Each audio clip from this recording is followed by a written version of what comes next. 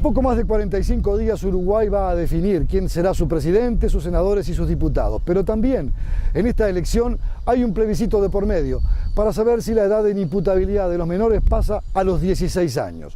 Hay dos comisiones enfrentadas, dos visiones muy distintas sobre este tema. En Miradas desde el Sur, en esta primera entrega hemos conversado con quienes sostienen la necesidad de bajar esta edad de inimputabilidad a los 16 años, pero también un conjunto de normas accesorias que le estarían dando un marco legal a esta iniciativa. Hemos conversado sobre este tema con uno de los integrantes de esta comisión, Felipe Schipani, quien explica el alcance de esta propuesta en estos términos.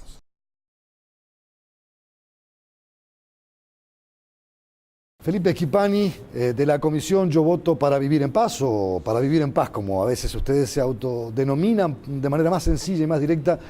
Yo le quiero agradecer este encuentro que estamos teniendo a partir de este instante, porque vamos a comenzar a analizar uno de los temas sin duda que está en la agenda política, que forma parte del proceso electoral que se viene en octubre, si bien no es para elegir candidatos, sí para definir algún asunto muy importante como es si se baja o no la edad de imputabilidad de los menores de 18 a 16 años, con un conjunto de normas que de alguna manera están apuntalando esa propuesta que ustedes le hacen a la ciudadanía en medio de un proceso electoral. Y mi primera pregunta va a ser justamente eso: llegar con un plebiscito a una instancia donde se eligen presidentes, senadores, diputados, no de alguna manera quita del foco el análisis, el debate y el enfoque de un tema tan importante como este cuando se mezcla con una elección nacional. Ha pasado en el pasado, valga la redundancia, con otros plebiscitos. ¿Cómo lo ve? Bueno, muchas gracias, Leonardo, por esta entrevista. Indudablemente que el hecho de estar discutiendo en paralelo, ¿no?, una contienda de elección nacional con todos los temas de la vida del país que suponen y toda la agenda de temas que tienen los propios candidatos, y a su vez estar discutiendo en torno a una propuesta de reforma constitucional, a un plebiscito, indudablemente que quizás no sea lo mejor, pero bueno, es lo que prevé la Constitución de la República. Y a veces tienden a mezclarse los temas y quizás a no prestar atención sobre los contenidos de lo que se va a plebiscitar. Y ese indudablemente es un problema que tenemos. Se tiende a simplificar la propuesta que nosotros estamos planteando, o quizás lo más conocido es la baja de la edad de imputabilidad para ciertos delitos graves y gravísimos, pero la propuesta es una propuesta mucho más amplia, es una propuesta integral, que no solo regula aspectos punitivos como la baja de la edad de imputabilidad para ciertos delitos, y esto me parece que es importante. Ahora vamos a ir a eso, pero justamente en este primer encuadre, estar a la sazón o a la sombra de los grandes temas del debate de campaña, temas de economía, posiciones encontradas entre candidatos sobre diversos temas, polémicas entre ellos.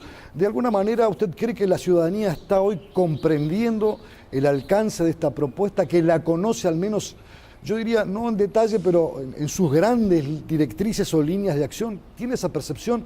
Da la sensación de que no, pero ¿cuál es desde adentro, desde la proposición que ustedes están llevando adelante, esa visión que ustedes tienen sobre lo que la ciudadanía sabe a propósito de esta norma? Bueno, nosotros en estos 45 días que quedan estamos tratando de hacer ese esfuerzo.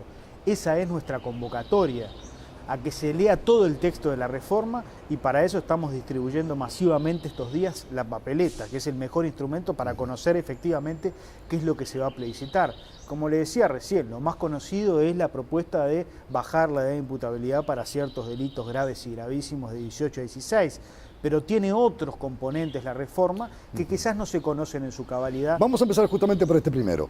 ¿Por qué es necesario bajar la edad de imputabilidad? ¿Por qué hay que llevarla de 18 a 16 para delitos graves o realmente gravísimos, en los cuales participan muchos menores? Y si con eso se va de alguna manera a atajar la presencia de menores en la delincuencia.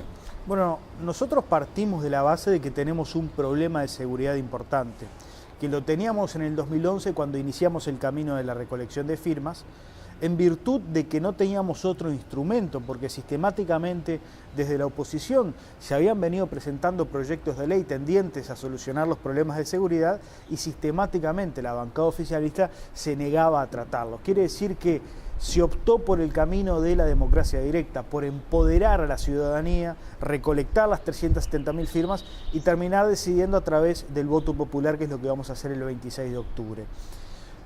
La reforma plantea la baja de la edad de imputabilidad para ciertos delitos graves y gravísimos. Nombrémoslo.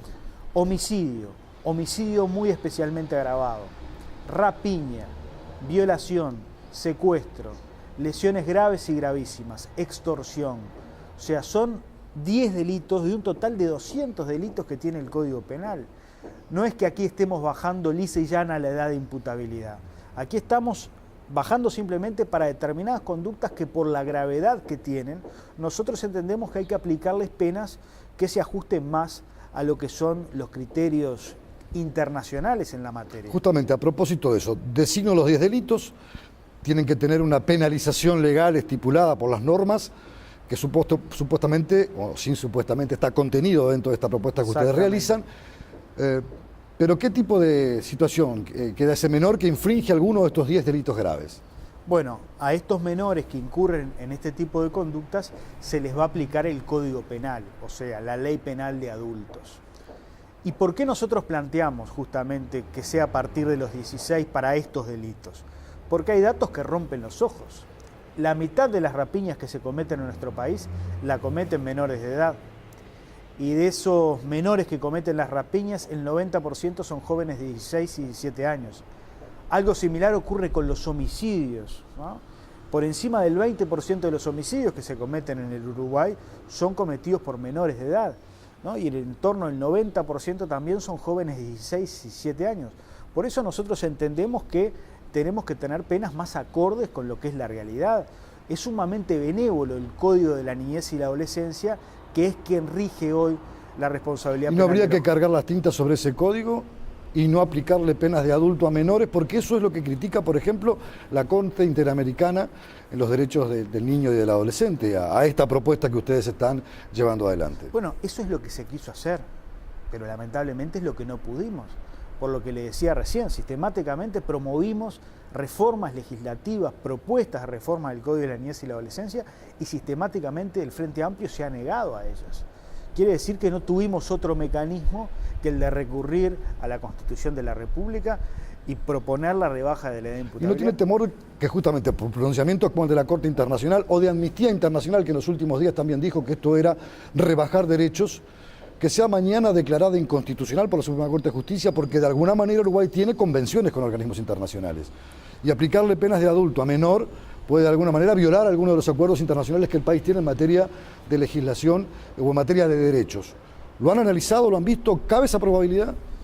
Por supuesto que se ha analizado. Nosotros analizamos todas las críticas que se hacen a la propuesta.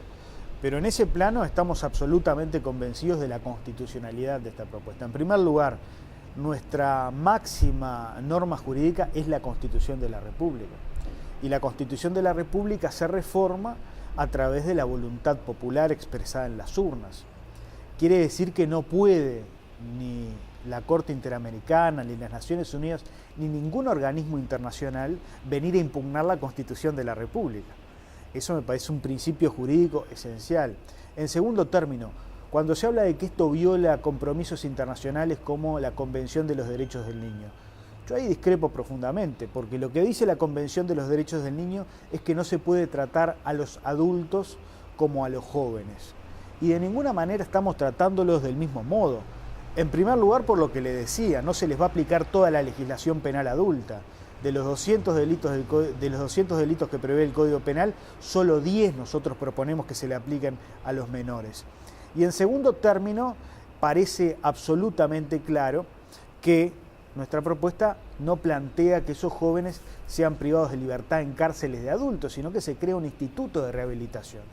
Y una tercera argumentación en ese sentido es que la reforma prevé que no existe ese instrumento para el sistema penal adulto, que si el joven no tuvo al momento de cometer el delito capacidad de discernimiento, puede ponerlo en consideración del juez y eventualmente puede ser eximido de su conducta si el juez entiende que no hubo discernimiento en la acción delictiva. Quiere decir que estas tres son diferencias esenciales que, por tanto, a mi entender, y quienes integramos la comisión y defendemos la propuesta, hacen que sea una propuesta absolutamente diferente a aplicarles o a tratar, como dice la Convención, a los menores como adultos. Le voy a dejar planteado para después de la pausa. La pregunta es si no hay temor. Yo bajo la edad de 18 a 16 de inimputabilidad ¿Y qué pasa si el delito se corre de 15 años para abajo? ¿Habrá que seguir reformando? ¿Llegaremos a que un niño pueda ser juzgado bajo esas normas? Pregunta que me responde después de la pausa. Solo a través del correo uruguayo podés mandar un bozal para Yacaré. ¿Un bozal para Yacaré? No, un bozal para Yacaré Artigas. Ah. El correo uruguayo llega hasta donde quieras.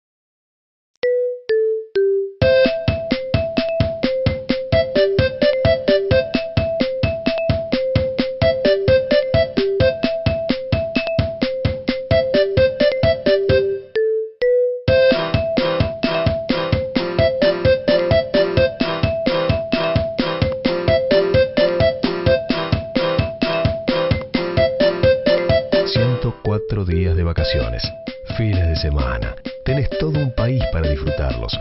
Uruguay Natural, Ministerio de Turismo y Deporte. La ley en tu lenguaje. Es importante que sepas que el trabajo rural está regulado por ley.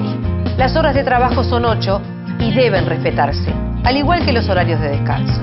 Si la jornada supera esas horas, tenés derecho a cobrar horas extras. Conoce más sobre esta ley en impo.com.uy/trabajo rural. Importa que lo sepas. IMPO, Centro de Información Oficial.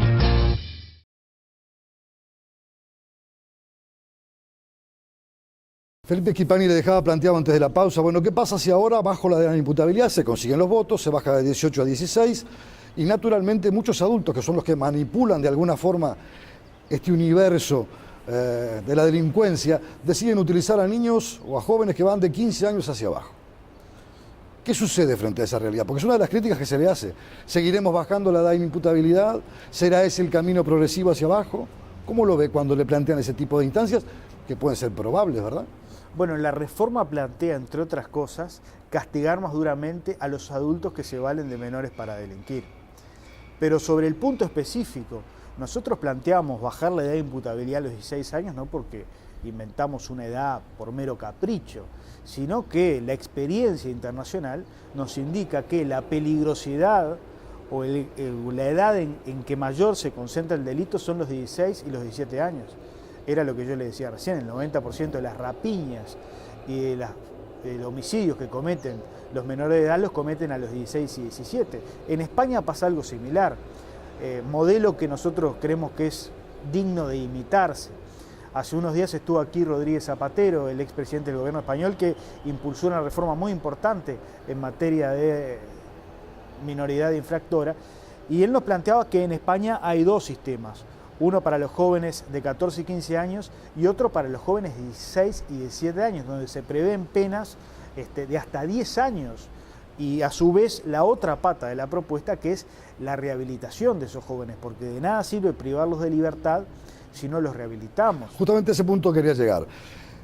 Usted sabe, porque siempre se ha dicho así y hay pruebas hasta palmarias de que la realidad indicaría lo que yo le voy a plantear ahora. Se dice que las cárceles son escuelas de delincuencia. Es un mundo muy complejo, muy difícil, donde la coexistencia por luchas de poderes y por tipo de presos o por tipo de comisión de delitos implica cierto prestigio dentro de las cárceles y el ejercicio de mucha violencia, pero sobre todo también la educación para el crimen, para ser claro y sencillo. ¿Cómo ve esto en un futuro centro donde hay jóvenes con características muy difíciles, muy complejas, que ya tienen un prontuario delictual que los llevó a situaciones extremas o de cometer delitos muy duros, en un instituto de rehabilitación que de repente no tiene todavía la estructura ni la preparación del personal, porque ¿qué tipo de personal va a atender eso? ¿Como algo parecido al CIRPA? ¿Cómo va a ser? Bueno, yo creo que en ese aspecto es donde tenemos que hacer la gran apuesta. Es el gran desafío poder tener un instituto de rehabilitación, como plantea la reforma, fuera de la órbita del INAU. Este me parece que es un dato sumamente interesante, porque el CIRPA y el INTERJA anteriormente creo que han demostrado incapacidad para atender el problema de la minoridad infractora. Además el CIRPA está, por la misma relatora que hablábamos recién de la Comisión Interamericana, cuestionado seriamente, ¿no? Se ha dicho que es un campo de concentración, pavada de afirmación. Quiere decir que el gran desafío es poder generar algo nuevo. Pero ¿cómo sería? Para evitar que sea un campo de concentración, para evitar que haya demasiadas horas de ocio, para evitar que se convierta en una escuela para el crimen. ¿Qué tipo de personal estaría allí? ¿Quién los custodiaría? ¿La policía? Porque usted sabe que en materia de minoridad la policía puede hacer la custodia perimetral, pero no interna. ¿Cómo se plantea en ese escenario? Bueno, nosotros creo que tenemos que instalar un instituto de rehabilitación que sea modelo. Y tenemos en primer lugar que poner al frente de ese instituto de rehabilitación a personas especializadas en la materia. Y los funcionarios que trabajen con esos jóvenes deben ser funcionarios especializados. Lamentablemente hay muchos funcionarios del actual sistema que han sido sumamente cuestionados y quizás no reúnen las condiciones como para tratar con esos jóvenes. ¿Y qué perfil tienen que tener? Bueno, tienen que ser personas formadas. ¿Pero formadas cómo? ¿De qué manera? Y formadas para justamente tratar con esas problemáticas. Pero a su vez tenemos que darles condiciones habitacionales decentes.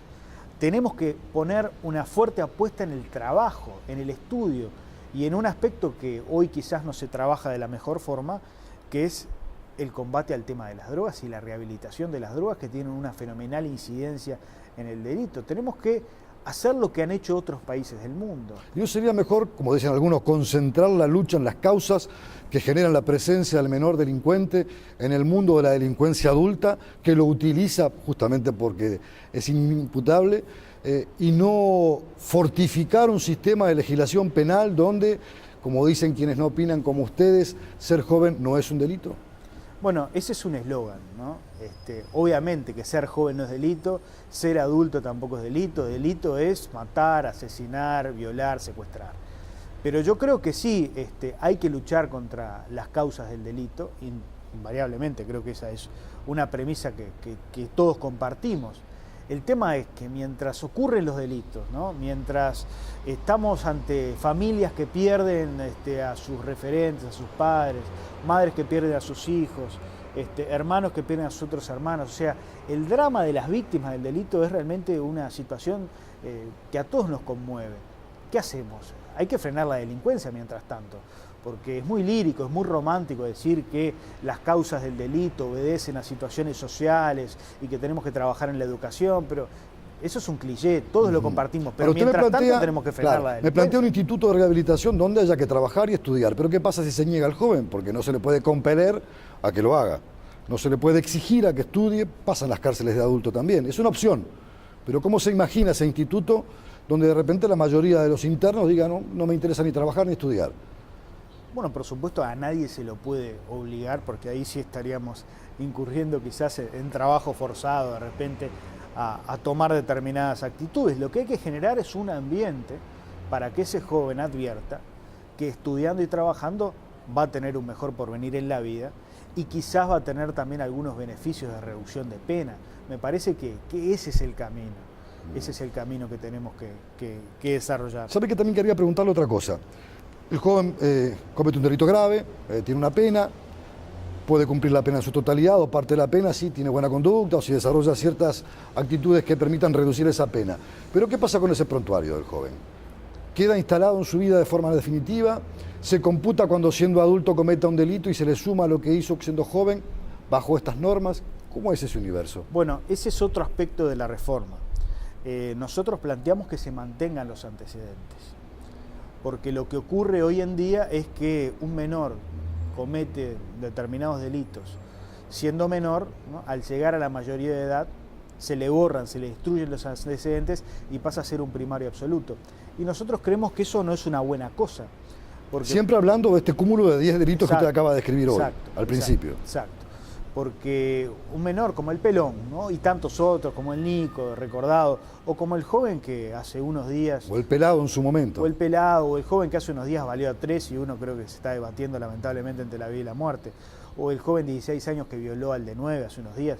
O sea, esas situaciones me parece que son esenciales que el juez, cuando estos eventuales jóvenes reincidan siendo mayores, tengan conocimiento. No es lo mismo procesar a una persona primaria absoluta, como cualquiera de nosotros, que procesar a una persona que tiene en su haber un raíz delictivo. Me parece que es un dato esencial que tiene que tener el juez para evaluar en definitiva cuál es la sanción, por ejemplo, si le aplica o no prisión preventiva. Me parece que es un dato esencial que debe contarse.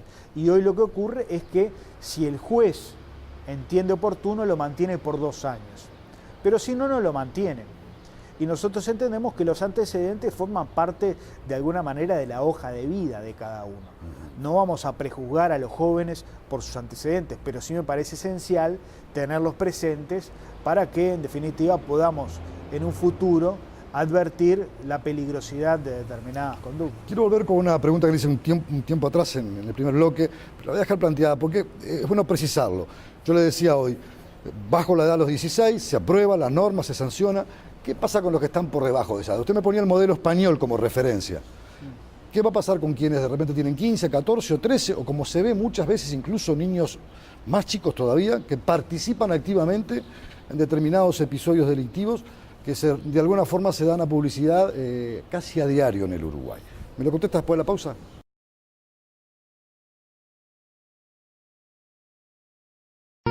La ley en tu lenguaje.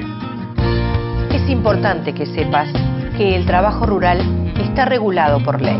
Las horas de trabajo son 8 y deben respetarse, al igual que los horarios de descanso. Si la jornada supera esas horas, tenés derecho a cobrar horas extras. Conoce más sobre esta ley en impo.com.uy/trabajo rural. Importa que lo sepas. IMPO, Centro de Información Oficial. Solo a través del correo uruguayo podés mandar un portero eléctrico para tranqueras. ¿Portero eléctrico para tranqueras? No, un portero eléctrico para tranqueras Rivera. Ah. El correo uruguayo llega hasta donde quieras.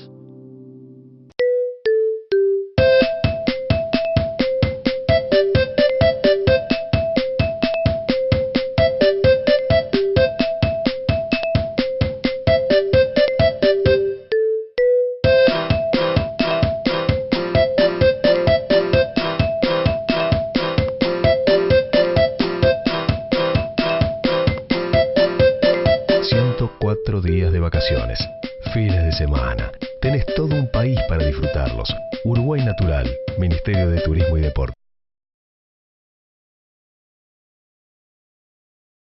Felipe Schipani, de la Comisión para Vivir en Paz, que promueve la baja de la edad de la inimputabilidad de 18 a 16 años, les dejaba planteado antes de la pausa, ¿qué pasa con los menores? Vuelvo porque usted puso como ejemplo la realidad española, que tienen menos de 16 años y que delinquen, y que aparecen casi gráficamente a diario en las crónicas policiales en todos los medios de comunicación. ¿Qué hacemos con ese universo de jóvenes? Bueno, actualmente tenemos, como le decía, el Código de la Niñez y la Adolescencia, que regula el sistema de responsabilidad penal juvenil de los 13 a los 17 años.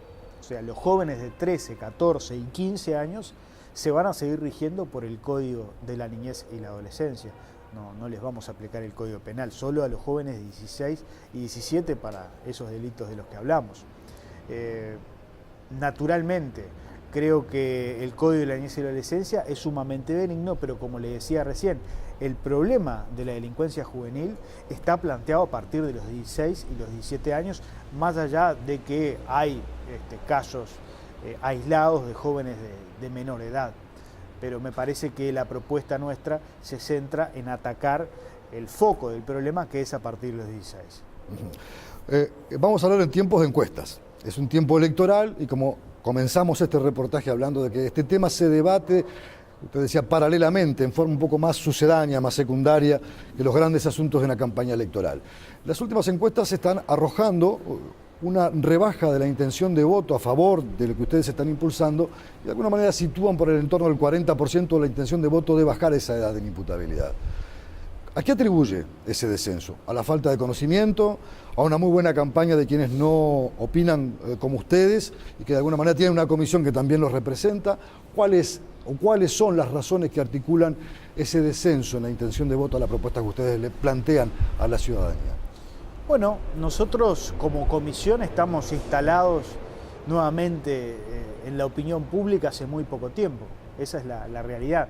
Y todo este tiempo los opositores a la reforma han venido planteando el tema, discutiéndolo, quizás teniendo una actitud más activa. Pero lo de las encuestas hay que tomarlo como lo que son encuestas. O sea, nosotros no podemos guiar nuestro comportamiento, nuestra actitud, nuestro talante por lo que deje de decir o diga una encuesta. Además, yo creo que es particularmente difícil medir la intención de voto de este tipo de instancias, ¿no? Usted señalaba una encuesta que nos da 40%. Hay otra, Luis Eduardo González, que nos da 50%. O sea, y son 10 puntos de diferencia, ¿no? Y son 200. A veces las fotografías en el tiempo llevan a que cambian, ¿no? Una, la más actual da esto, un poco la más anterior da lo otro. Y quiero preguntarle a propósito de esto, porque esta comisión nació impulsada por quienes recolectaron las firmas, que fueron integrantes del Partido Nacional, del Partido Colorado, ciudadanos independientes, con distintas pertenencias políticas, pero hoy da la sensación de que solo se sostiene con los militantes del Partido Colorado. Sabido es que hay un sector importante del Partido Blanco no apoya esta iniciativa. ¿Cómo ha incidido todo eso en este grado de visibilidad que ustedes quisieran tener para que la discusión, la consideración de este asunto fuera más clara? Bueno, eso se ha venido diciendo, ¿no? Le han dicho a Pedro Bordaberry que quedó solo en este tema. Yo creo que no estamos solos. ¿Pero siente que el sector del Partido Nacional que encabeza la calle Pou los está acompañando con la intensidad y con el compromiso que ustedes desearían? Nosotros contamos con el respaldo de 375.000 ciudadanos que firmaron para que tengamos plebiscito el 26 de octubre. Y a ellos nos debemos. O sea que nosotros, del mismo modo en que le fuimos a pedir la firma, hoy le estamos pidiendo el voto. Pero usted sabe que si no hay aparatos partidarios atrás, muchos de estos temas naufragan. Le pasó al Frente Amplio en la elección pasada, cuando intentó derogar por la vía plebiscitaria la ley de caducidad de la pretensión punitiva del Estado, y no lo logró. Bueno, mire, nosotros cuando lanzamos esta nueva etapa de cara al 26 de octubre, invitamos al Partido Nacional. Pero no nos corresponde a nosotros tampoco juzgar actitudes o decisiones políticas. Yo le puedo hablar como dirigente del Partido Colorado por la actitud del Partido Colorado, que es una actitud histórica de responsabilidad.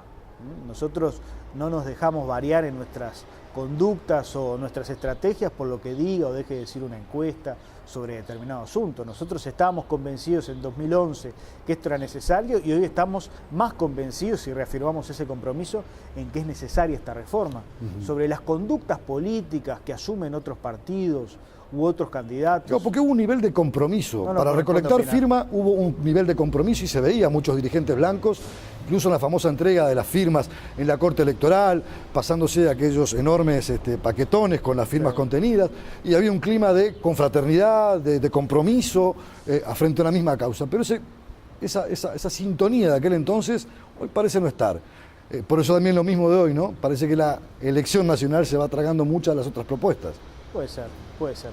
Pero como le decía recién, no nos corresponde a nosotros como comisión juzgar decisiones políticas que vaya a saber uno qué razón tienen, quizás de campaña electoral, de estrategia, no nos corresponde juzgarla. Nosotros estamos sumamente tranquilos con lo que es nuestra actitud, ¿no? Con la actitud del Partido Colorado en este tema. ¿Se ha pensado a la mañana siguiente, como suele decirse? Termina la elección el último domingo de octubre, no se alcanzan los votos, no se obtiene lo que ustedes han pregonado y por lo que han luchado durante estos años.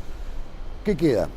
En el caso de que pueda suceder esa posibilidad, puede que suceda lo contrario también, pero pongámonos en el extremo donde no se alcance el voto. ¿Qué pasa con toda esta prédica, con todo este esfuerzo, con todo este compromiso que ustedes han encarado en este tema? ¿Termina ahí o seguirán peleando desde otras zonas? No, la pelea nunca la vamos a abandonar. La pelea nunca la vamos a abandonar, pero naturalmente que vamos a respetar y acatar lo que decida la ciudadanía. Si nosotros planteamos una instancia plebiscitaria, vamos a respetar lo que se decida, sea favorable a lo que nosotros planteamos o no sea favorable, eso no está en discusión. Somos respetuosos de lo que expresa en definitiva la voluntad popular en las urnas. ¿No habrá una instancia de discusión parlamentaria con el nuevo Parlamento que se ha elegido a partir de octubre para de alguna manera tal vez negociando o mejorando un proyecto, una propuesta para que esta iniciativa no naufrague y quede en el olvido? Bueno, eso se puede dar, naturalmente. Le pregunto eso porque hay que plantearse todos los escenarios posibles. Vamos a seguir trabajando por los aspectos de seguridad, ni que hablar, eso no está en duda. no es que un pronunciamiento negativo en torno a esta propuesta nos ampute la posibilidad de seguir discutiendo en torno a los temas de seguridad. Vamos a seguir haciéndolo, pero por supuesto que vamos a respetar y a tomar en consideración lo que diga la gente. Nosotros estamos convencidos que se va a aprobar y que al día siguiente de que esto se apruebe, el Poder Ejecutivo va a tener que estar enviando un proyecto de ley, entre otras cosas, para crear el Instituto de Rehabilitación, que me parece que es algo esencial que tiene que ocurrir, y es el Poder Ejecutivo quien tiene que hacer cumplir la Constitución de la República. Quiere decir de que estamos enormemente confiados en que en ese terreno de la elección del mes de octubre, del mes de noviembre, hasta el balotaje, el Parlamento va a estar trabajando en este tema. Schipani, yo le agradezco muchísimo la gentileza de habernos concedido estos minutos. Era importante conocer los planteos de esta comisión que está trabajando, como usted decía, desde el año 2011, y nosotros siempre fieles a que todas las voces puedan tener un espacio de reflexión, un espacio para plantear sus ideas que forman parte de ese debate democrático que los uruguayos tenemos. Queríamos que usted tuviera, a nombre de la comisión, esta posibilidad de hacerlo a través de aquí, desde nuestro espacio que es Miradas desde el Sur. Gracias por recibirnos y dispuestos a poder dialogar más adelante nuevamente sobre estas instancias. Ha sido realmente un gusto, Leonardo, y muchas gracias. Amigos, hasta aquí este reportaje con Felipe Schipani, quien es uno de los integrantes de esta comisión que está propugnando y proponiendo que en el último domingo del mes de octubre pueda haber una instancia donde la población se exprese si desea o no bajar la edad de inimputabilidad de 18 a 16 años, pero también acompañar esa norma con un conjunto de iniciativas que rodean esta propuesta. La mesa está servida, el debate es para que ustedes comiencen a analizar todos estos aspectos que hemos venido desarrollando a lo largo de estos 30 minutos.